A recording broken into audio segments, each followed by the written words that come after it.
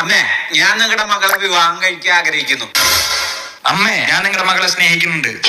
എന്താ നിങ്ങളുടെയൊക്കെ പേര്? അമ്മേ, എന്റെ പേര് വിഷ്ണുരാജ്. അമ്മേ, എന്റെ പേര് ശ്രീജിത്ത് സുഗുണൻ. അമ്മേ, ഇവന് ഈ പാടത്ത് ഓട്ടം ചാട്ടല്ലാതെ വേറെ ഒന്നും അറിയില്ല. എന്റെ മോള് വിവാഹം കഴിക്കണമെങ്കിൽ അവർക്ക് സർക്കാർ ജോലി വേണം. നിങ്ങളിൽ ആർക്കാണ് ആദ്യം സർക്കാർ ജോലി കിട്ടണത് അവർക്ക് എന്റെ മോളെ വിവാഹം ചെയ്തു കൊടുക്കും. എന്ന് വെച്ച അമ്മയുടെ മകളെ കല്യാണം കഴിക്കാൻ പോകുന്നത് ഞാനായിരിക്കും, ഈ വിഷ്ണുരാജ്. 5 വർഷത്തിന് ശേഷം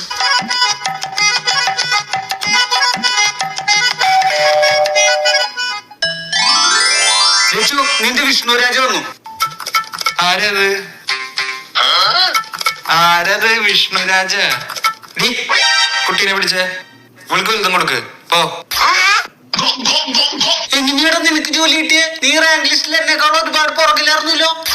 അതിന് നീ ജനറൽ അല്ലേ, എനിക്ക് സ്പോർട്സ് കോട്ടയിൽ കിട്ടി.